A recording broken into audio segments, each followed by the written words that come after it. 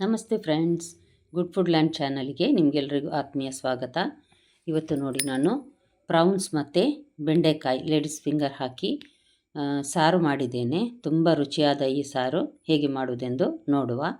ಒಂದು ಬಾಣಲೆಗೆ ನಾನು ಒಂದು ಸಣ್ಣ ಟೀ ಸ್ಪೂನ್ನಷ್ಟು ಎಣ್ಣೆ ಹಾಕಿ 1/4 ಚಮಚ ಸಾಸಿವೆ, ಒಂದು 2 ಚಮಚದಷ್ಟು ಸಣ್ಣ ಚಮಚ ಕೊತ್ತಂಬರಿ, ಅರ್ಧ ಚಮಚ ಜೀರಿಗೆ, ಮತ್ತೊಂದು 1/4 ಟೀ ಸ್ಪೂನ್ನಷ್ಟು ಕರಿಮೆಣಸು, ಉದ್ದ ಮೆಣಸು ಒಂದು 4 ಹಾಕಿದ್ದೇನೆ ನಾನು, ಗಿಡ್ಡ ಮೆಣಸು ಒಂದು 2. ಖಾರಕ್ಕೆ ನೀವು ಹೆಚ್ಚು ಕಮ್ಮಿ ನೋಡಿ ಮಾಡ್ಕೊಳ್ಬಹುದು.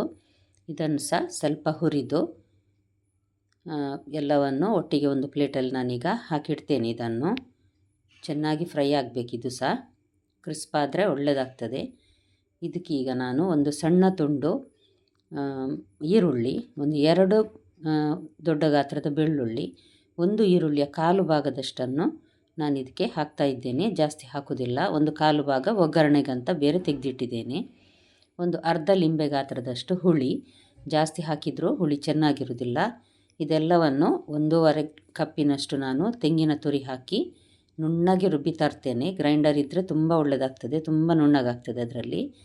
ಒಂದು ಸ್ವಲ್ಪ ಅರಸಿನ, ಒಂದು ಅರ್ಧ ಟೀ ಸ್ಪೂನ್ನಷ್ಟು ಅರಸಿನ ಹಾಕಿ ಹುರಿದ ಎಲ್ಲ ಸಾಮಾನನ್ನು ಇದಕ್ಕೆ ಹಾಕಿ ಇದನ್ನು ನುಣ್ಣಗೆ ರುಬ್ಬಬೇಕೀಗ. ನಾನು ಇದನ್ನು ರೆಡಿ ಮಾಡಿ ಇಟ್ಟಿದ್ದೇನೆ ನುಣ್ಣಗೆ ರುಬ್ಬಿ. ಈಗ ನೋಡಿ ಒಂದು ಅರ್ಧ kg ನಾನಿದು ಸಿಗಡಿ ತೆಗೆದುಕೊಂಡಿದ್ದೇನೆ. ಸ್ವಲ್ಪ ದೊಡ್ಡ ಗಾತ್ರದ ಸಿಗಡಿಯೇ ಇದು.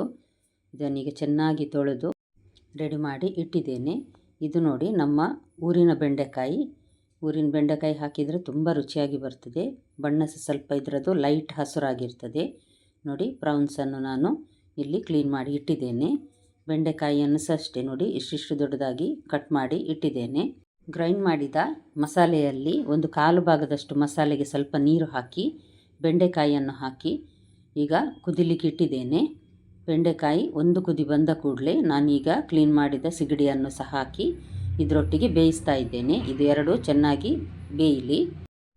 ಇದು ಸಿಗಡಿ ಮತ್ತು ಬೆಂಡೆಕಾಯಿ ಬೆಂದ ಕೂಡಲೇ ನಾವು ಗ್ರೈಂಡ್ ಮಾಡಿಟ್ಟ ಉಳಿದ ಮಸಾಲೆಯನ್ನು ಸಹ ಹಾಕಿ ಚೆನ್ನಾಗಿ ಮೆಲ್ಲ ಉರಿಯಲ್ಲಿ ಕುದಿಲಿಕ್ಕೆ ಇಡಬೇಕು.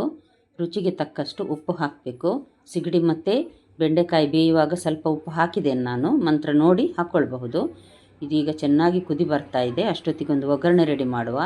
ಒಂದು 2 ಟೀ ಸ್ಪೂನ್ ಎಣ್ಣೆಗೆ 1 ಟೀ ಸ್ಪೂನ್ ಸಾಸಿವೆ ಚಟಪಟ ಅಂದಾಗ 1/4 ಭಾಗದಷ್ಟು ಈರುಳ್ಳಿಯನ್ನು ತೆಳುವಾಗಿ ಕಟ್ ಮಾಡಿ ಬ್ರೌನ್ ಕಲರ್ ಬರುವವರೆಗೆ ಫ್ರೈ ಮಾಡಬೇಕು. ನಂತರ ಒಗ್ಗರಣೆ ಸೊಪ್ಪು ಹಾಕಿದರೆ ಒಗ್ಗರಣೆ ರೆಡಿ ಆಯಿತು.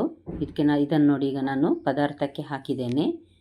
ಬೆಂಡೆಕಾಯಿ ಎಟ್ಟಿ ಪದಾರ್ಥ ರೆಡಿ ಆಯಿತು. ಖಂಡಿತ ನೀವು ಸಹ ಒಮ್ಮೆ ಟ್ರೈ ಮಾಡಿ ನೋಡಿ ಫ್ರೆಂಡ್ಸ್. ನಾಳೆ ಇನ್ನೊಂದು ಹೊಸ ರೆಸಿಪಿಯೊಂದಿಗೆ ನಿಮ್ಮನ್ನು ಮತ್ತೆ ಭೇಟಿ ಆಗ್ತೇನೆ. ನೋಡಿದೆಲ್ಲ ವೀಕ್ಷಕರಿಗೆ ಧನ್ಯವಾದ.